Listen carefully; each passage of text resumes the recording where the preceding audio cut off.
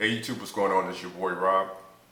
Spray Splash Fragrance Reviews. This is a new series that I've been really excited to get to you guys, and it's called Catch Me If You Can. Catch Me If You Can is going to be a series that's going to focus on vintage and hard to find fragrances. Note, not all vintage fragrances are hard to find, but price can be an object when it comes to finding vintage fragrances. I'm going to be sharing some of my tips and tricks on, what you need to look for when you pick up those fragrances and other things. So I've been kind of racking my brain trying to figure out what's the best way to kick off this series. Do I want to do it chronologically, start off in the 70s and go to now? Do I want to pick random fragrances? What's the way to go about kicking the series off? And I said, you know what? I'm going to start off from where the fragrance bug really bit me, and that's in the early 90s. So I'm going to kick it off two parts: most worn fragrances from the early 90s for myself, and most worn fragrances from the mid to late 90s. All right, so two-part series. We're going to kick it off with the fragrances I wore the most in the early 90s. If you're interested, stay tuned.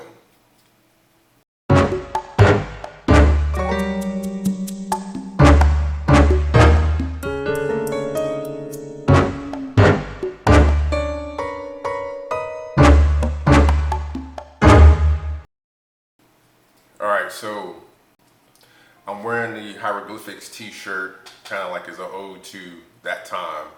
And as I said in other videos, I kind of started my journey, so to speak, in the late 80s, but I really didn't have the means to start really purchasing fragrances really hard until the early 90s. That's when I was in college.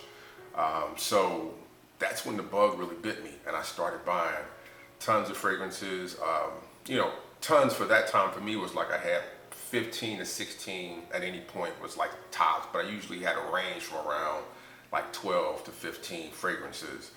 For a college student back in that time was unheard of. And I only knew two other cats that had fragrances I had fragrances, and they were both my roommates. So, I felt like a strange bird, so to speak, but,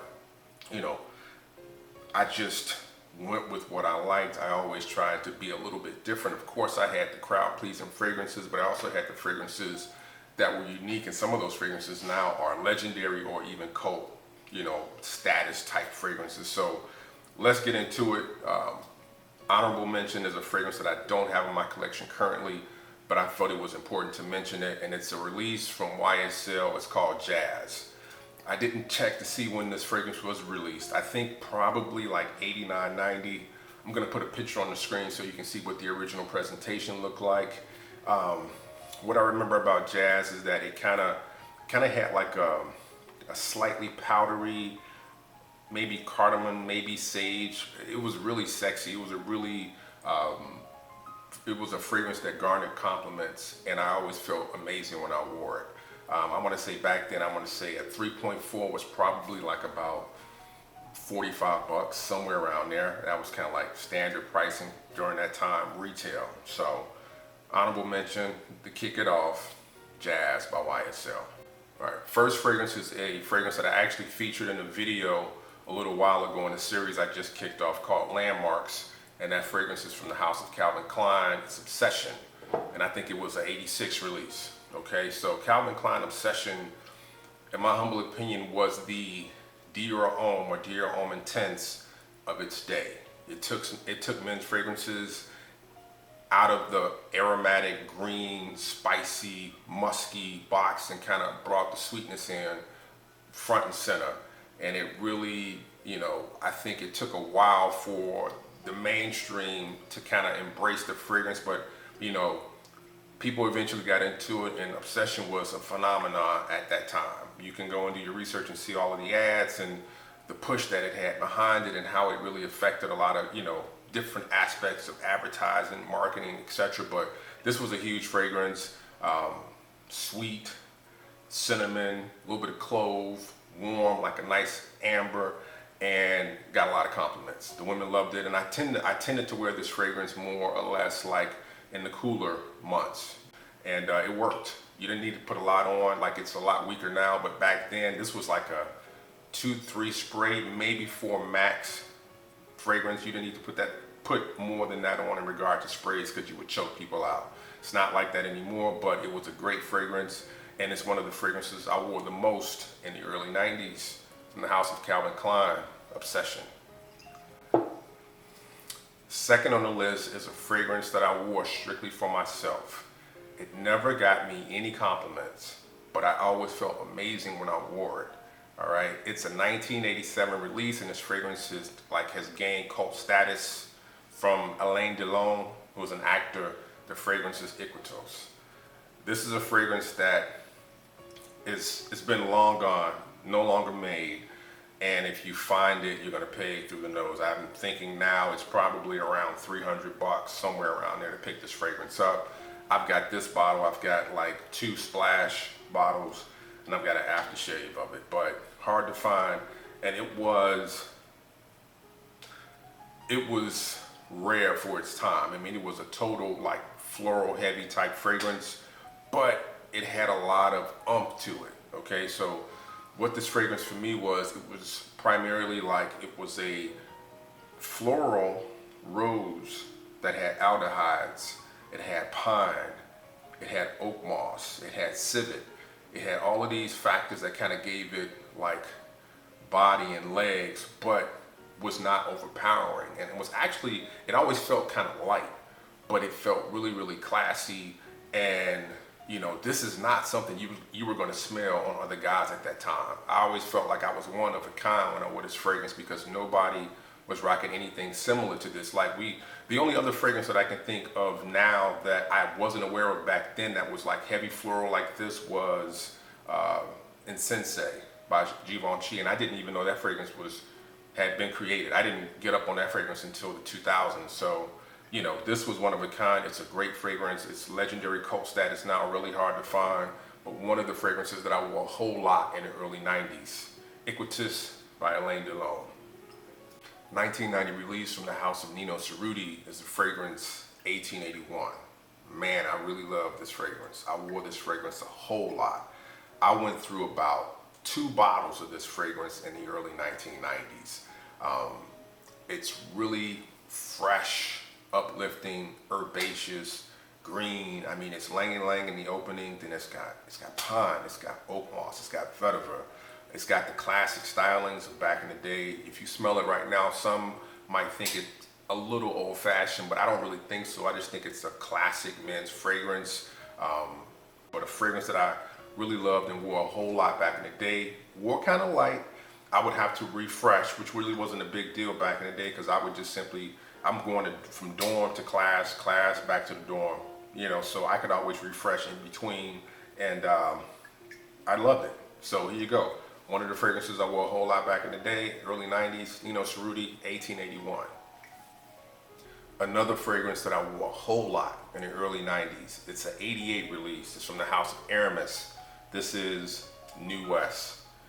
And to me, this is one of the OGs in regard to aquatics. I mean, if you want to get technical, maybe you can say it's not truly an aquatic, because the focus is on sea notes versus like ocean.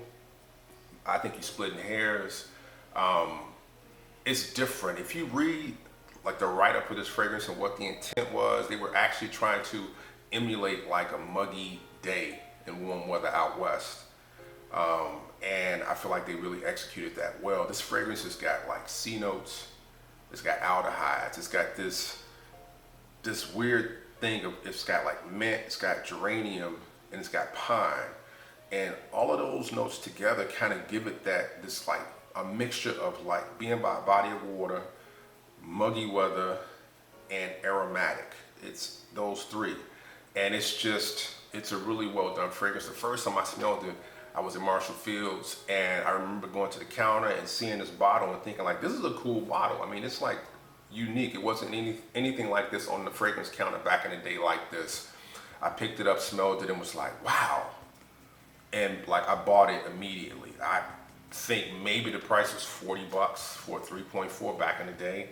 But man, I really like this fragrance. I didn't get any compliments wearing the fragrance, but I love the way it smelled, and I wore it just because, you know what I mean? And again, it was one that I wore a whole lot back in the 1990s, and gotta bring it up. New West, Aramis.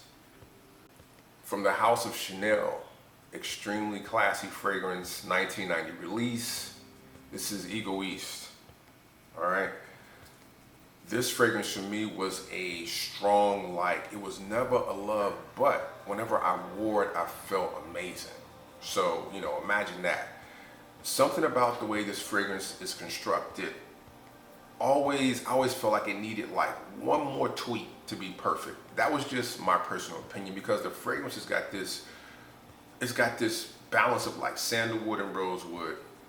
Then it's got like rose, carnation, and then it's kind of got like a nutmeg, cinnamon type, you know.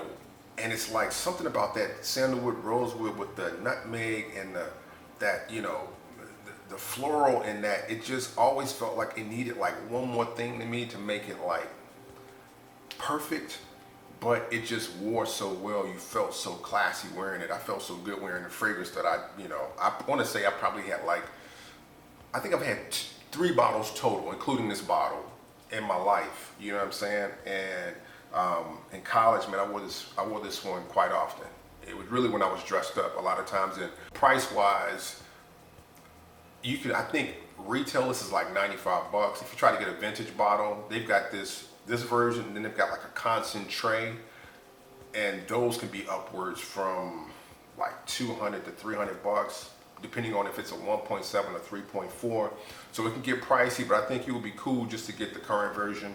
I don't have a current version. This is like a pre-barcode one, so it's a little stronger, but I mean, I can't see it falling off that much. So Chanel kind of has like that quality control with their fragrances, so you don't really see that huge like jump off with quality with them. But again, from the House of Chanel, Egoiste. All right, so outside of Obsession, most of these fragrances that I've listed are fragrances that I really wore for myself. And they didn't really garner a lot of compliments, so you're probably saying like, you know, what fragrances did you really wear to get compliments? Well, you know, Obsession got me compliments, and I mentioned Jazz as an honorable mention. But these next 2 fragrances got me a lot of compliments, and I wore these a lot, okay? 1988 release, back when the bottle said Christian Dior. This is Fahrenheit. This was a fragrance that I wore to get compliments back in the day. I remember purchasing the fragrance. I remember the first day I experienced smelling the fragrance. I remember being in Marshall Fields, and for those that don't know, Marshall Fields for the Chicagoland area was the store. Before it was bought out by Macy's, Marshall Fields was the go-to spot. Before you had to go to like Bloomingdale's or Neiman's, that was the spot. And I remember going to Marshall Fields fragrance section first before I went to the mall. I sprayed Fahrenheit. It was the latest release that the latest fragrance at that counter. Like, I had never seen it before, and I think it was new to that counter. And this is actually a couple years after the release. And I sprayed it on my hand, went through the mall, came back, jumped in the car, I was going to the crib, and while I'm driving, I keep smelling something, and I'm like, man, that smells like amazing. What is that? And I'm like, oh snap, that's what I sprayed. What was that again? Oh, that was Fahrenheit. Wow. I got to go back and get that. So the next day I drove back and I picked it up. And you know, honestly, when I first had the bottle, the opening used to kind of make me like almost get a headache. It was kind of nauseating. You know, that violet leaf, that petrol was like, it was so strong at that time. And eventually I got over it, and it was all about the dry down for me, because it's got that violet leaf, but it's also got leather, it's got musk, it's got tonka. And that musk and tonka to me is where the magic is in the dry down. That's when that sweetness and the musk kind of like smooths it out, and it really gets to be like this killer fragrance, you know. And back in the day, like Fahrenheit was powerful. 4 sprays, you good. You didn't need to go more than 4 sprays. It was like that back then. Again, from the house of Christian Dior, because that was on the bottles back then, this is Fahrenheit. Last fragrance. This is a 1989 release, the first men's fragrance release, I think, from Liz Claiborne. This is Liz Claiborne For Men. All right, this was this is a fragrance that you would definitely smell on guys back in the day. You know, 89, 90, 90, 91. Liz Claiborne was a fragrance. Really, if I had to say, if you were to time travel and go back to that time, going to parties and stuff, what fragrance were you smelling on the guys that, guys were spraying back then? It's going to be Liz Claiborne, it's going to be like Eternity, it's going to be Cool Water, Fahrenheit. It's going to be those fragrances. I mean, if you go to a party, those are the fragrances that you're going to be smelling, on guys in the party. You know what I'm saying? And some guys oversprayed and choking you out, but this is a fragrance that the ladies loved. It had this really nice melon. It had lavender, then it had some woods, but the melon is what really got the win. Plus it was like a little strawberry note in with the melon, so that's kind of like what the ladies liked. And I always got compliments wearing Claiborne. Always did. And most guys had a bottle.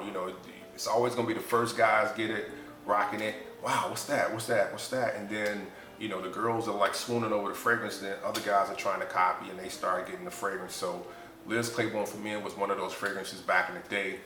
Would I wear it on a regular basis today? Probably not. I got too many other choices now, but for nostalgia, yeah, it's nostalgic to have in my collection. And if I'm just running errands, I'll spray it on and rock it. You know what I'm saying?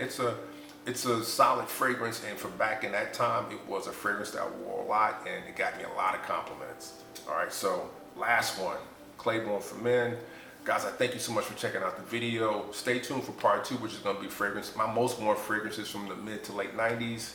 Got some great ones in that list also. So stay tuned for everything coming on the channel. Give me a thumbs up, subscribe if you've never done so, and I will talk to you guys soon. Later.